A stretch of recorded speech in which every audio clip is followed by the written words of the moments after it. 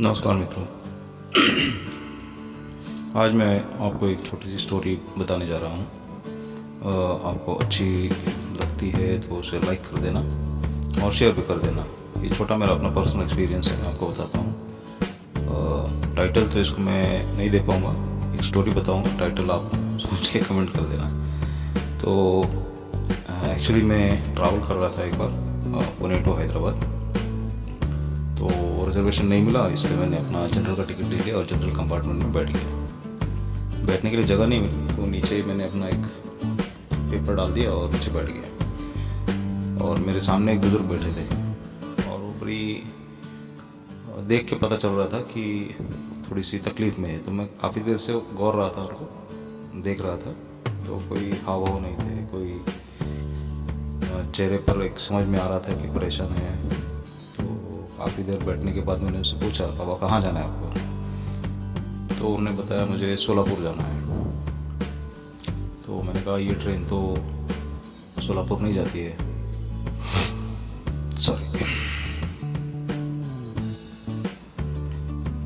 Sorry उन्हें सोलापुर नहीं पंढरपुर जाना था। तो जिस ट्रेन में हम लोग सफ़र कर रहे थे वो ट्रेन एक्चुअली पंढरपुर होते हुए हैदराबाद नहीं जाती है। तो मैंने उनको पता है कि ये ट्रेन आप गलत ट्रेन में बैठे हो, तो ये पंढरपुर नहीं जाएगी।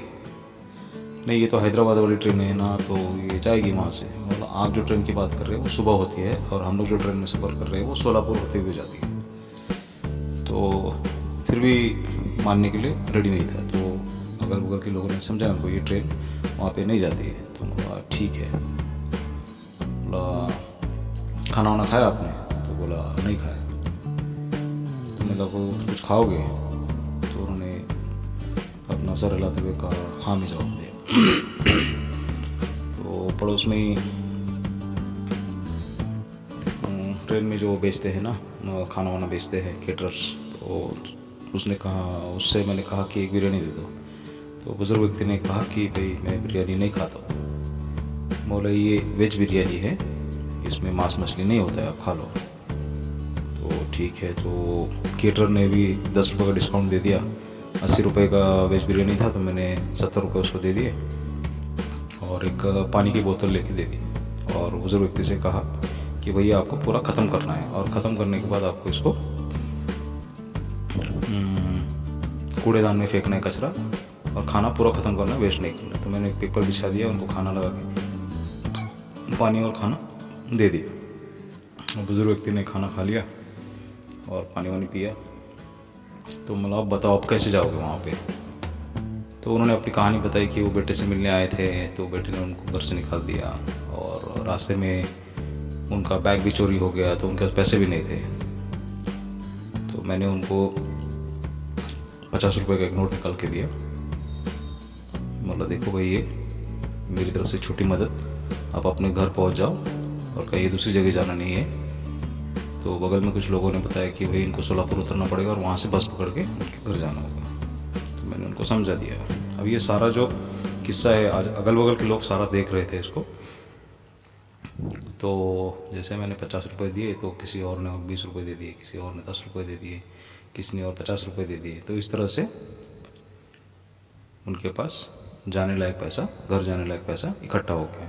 तो मैंने बगल के लोगों को बताया कि देखो भाई, मैं तो अब सो रहा हूँ और जैसे स्टेशन आता है तो आप इनको उतार देना और इनके घर भेज देना। तो कहने का मतलब ये है कि हमारे आसपास में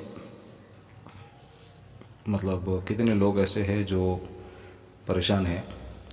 तो लोगों से बात करते हैं तो ये परेशानियाँ समझ में आती है और कुछ हल निकलता है।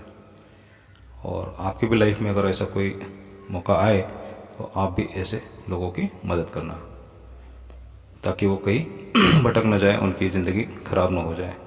जितनी बन सकती है आप अपने लोगों को, ऐसे लोगों को मदद करना ना भूलें। तो बस एक छोटा सा किस्सा मेरे साथ हुआ था, मेरे को लगा आपके साथ शेयर करना चाहिए, तो मैंने कर दिया।